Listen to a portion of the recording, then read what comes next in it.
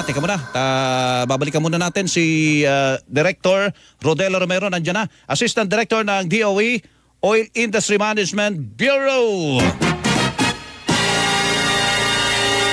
Director Romero, magandang umaga po. Hello. Magandang umaga, Pamela. Magandang umaga po sa lahat. Opo, medyo manipis lang po yung signal nyo, Director Romero. Okay. Teka. Okay. Opo, at makikibalita kami. Meron ba kayong maihatid na magandang balita? Meron kami nabalitaan kasi na baka magkaroon ng malaki ba? O kahit sabihin na natin na regular lang na pagbaba ng presyo ng produktong petrolyo next week. Pero po ba ganyang impormasyon po? May basihan po ba yun, Director?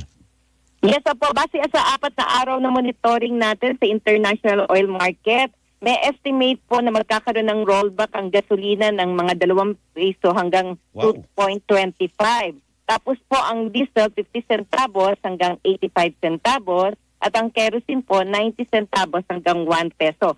Base po siya sa 4 na araw na monitoring. Although nabawasan nga po yung rollback na yan kasi Wednesday malaki ng konti pero tumaas ang presyo ng trading nung Thursday kahapon po. Ang kadahilanan po kasi tumaas yung inventaryo ng United States. Ibig sabihin, weak yung kanilang refinery run at yung export nila.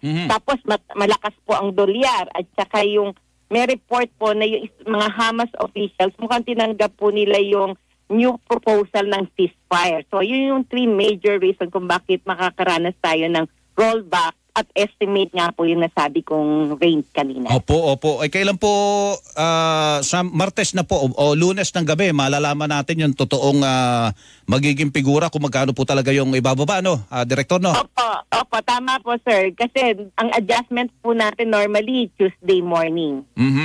So ilang araw po bang tinitingnan natin dyan? Nung kailan nakita ko 3 araw. Parang bumababa na. Ngayon sabi nyo naman naka-4 na araw na. Ilang araw ba bago talaga natin malaman yung tiyak na, Director?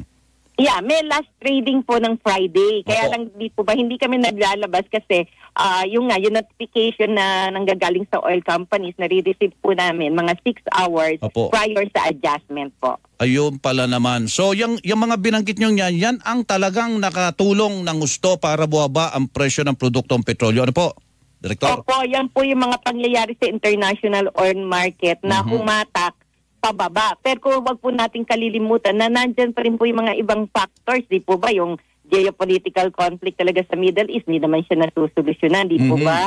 Yung OPEC production cut, nandyan pa rin po, nakabanta talaga yan. Yun po yung mga ilang kadahilanan naman, nahahatak pataas. Opo, nalamangan lang sila nitong sinabi niyong 4 na factor. Ano po, Director? Opo, kumbaga sa mas humatak ng itong mga nasabing kadahilanan po, kaya pababa po yung presyo. Nitong last week, di ba rollback din na nangyari po, no, Director? Opo, rollback po. Bali, ang po natin sa gasoline po, 13 increases po, tapos 6 na rollback.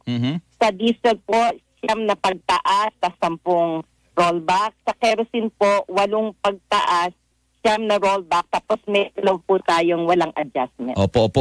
Director, ulitin nga po natin, although ito naman, sabi nyo, prediction pa lang ito, mangyayari pa 6 hours before sa Martes, na sure tayo kung ano po yung range na binabanggit nyo kanina na pwedeng pagbaba? Opo, ang estimate price adjustment po per liter sa darating na Martes, base lang po sa 4 na araw na trading ng Oplat Singapore.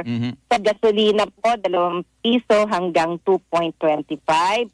Sa diesel po, 50 centavos hanggang 85 centavos.